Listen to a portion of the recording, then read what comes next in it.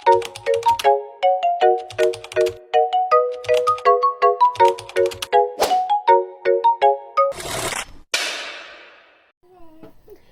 good day everyone. I am Charlene Pinkertaz from the BSed English, and today we are going to tackle about the semiotics or the sign language. So, what is semiotics? Semiotics is a study of signs and symbols, or it looks how signs and symbols are used to communicate and develop interpretations. So, it is derived from the Greek word semiotikos, which means an observant of signs. So, semiotics is a formal study of signs and symbols. It investigates how these elements are utilized to communicate information and how humans develop specific interpretation from them. Next is the advantages of semiotics. Number one is it allows us to break down a message into its component parts and examine them separately and in relationship to one another. So, they provide a framework to break down complex messages into individual signs like images, colors, and words, and examine how their specific relationships create an integrated whole. So, number two is it allows us to look for patterns across different forms of communication. So, it allows us to identify recurring themes and trends across diverse forms of media such as films, advertising, and literature, revealing consistent ways that meaning is constructed in different contexts. So, lastly, it helps us to understand how our cultural and social convention relate to the communication we create and consume. So, it helps us understand how social cultural convention and shared beliefs shape both the creation of messages and how different audiences instinctively interpret them. So let's proceed to the signs and symbols.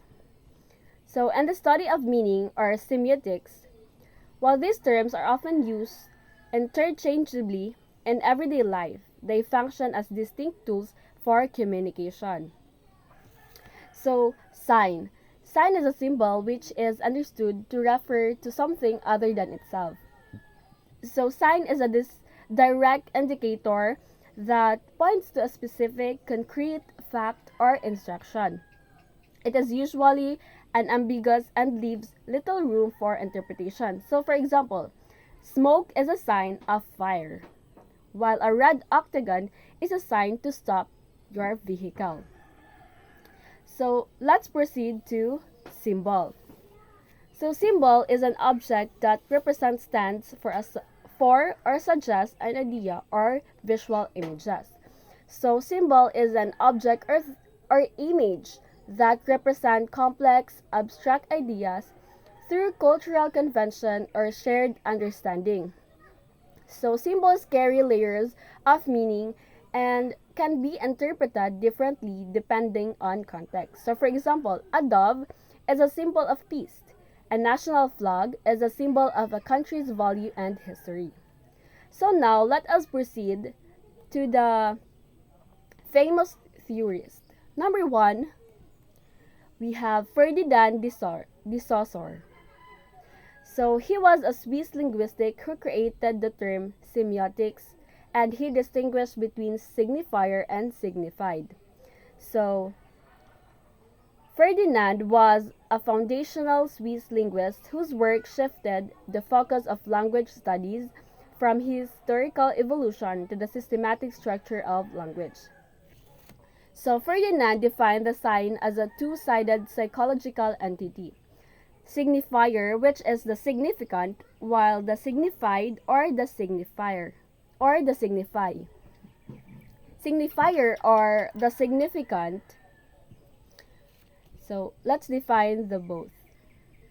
So signifier or significant, it is the physical or sensory form of the sign, such as sound, image, or the written letters of a word. While the signified or the signify, the mental concept or idea associated with that form. So let's proceed to the second famous theory, which is Roland Barthes. His semiotic theory focuses on how sign and photographs represent different cultures and ideologies in different ways. He was a French literary theorist, critic, and like Ferdinand was also interested in semiotics.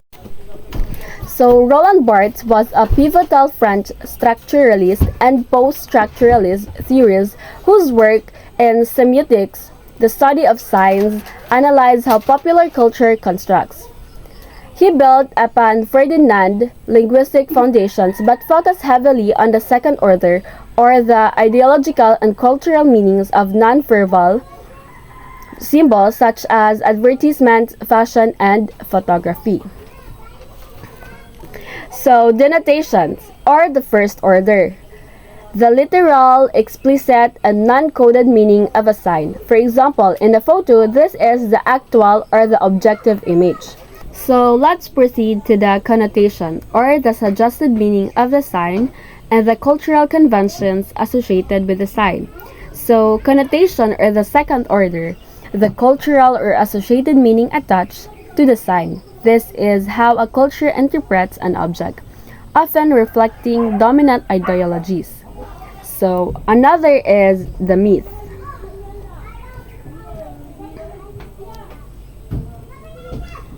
So, the myth refers to the collective unconscious meaning created as a result of a semiotic process.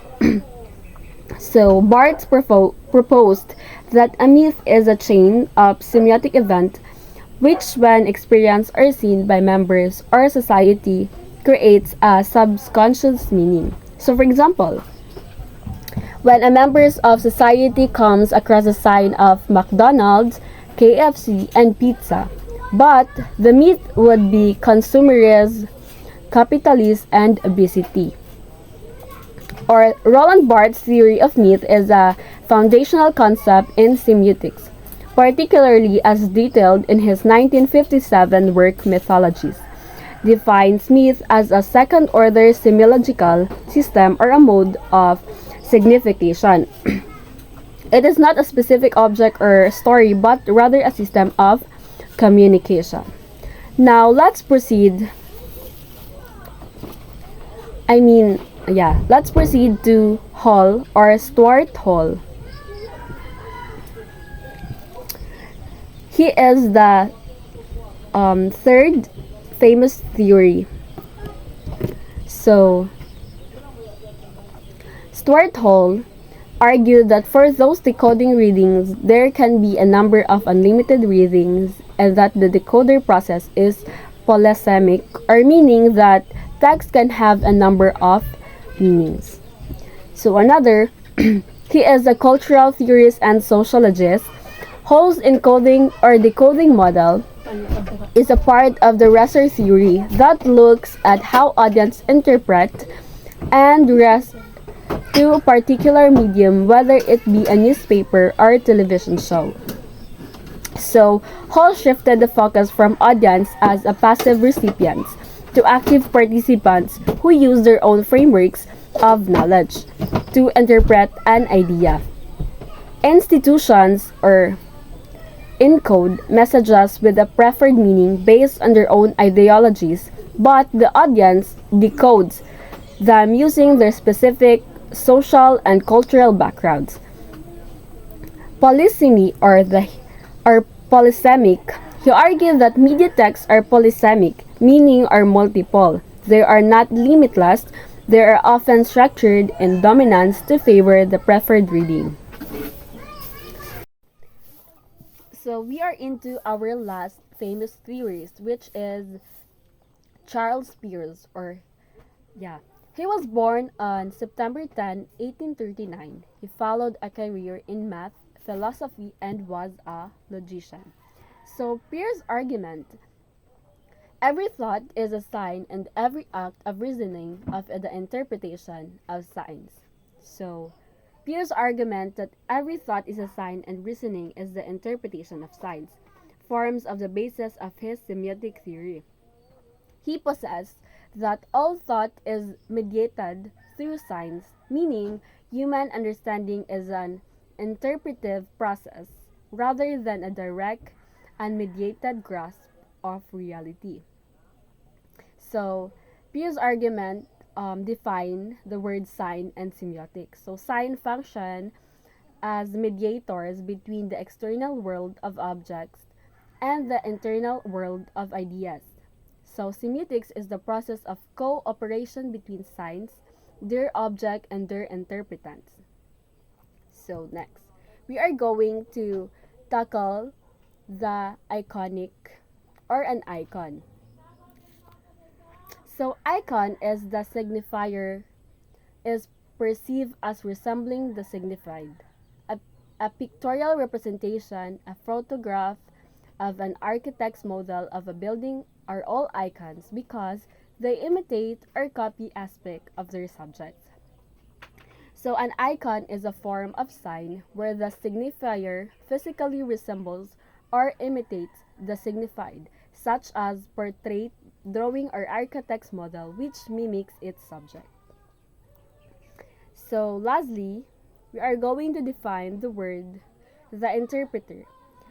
The interpreter understands the symbol through previous knowledge and experience. Another, we are going to define the word symbol. A symbol has an arbitrary relationship between the signifier and the signified. Lastly, is the spoken or written words or symbols. For example, is the flag. So that's all. Thank you for listening. God bless.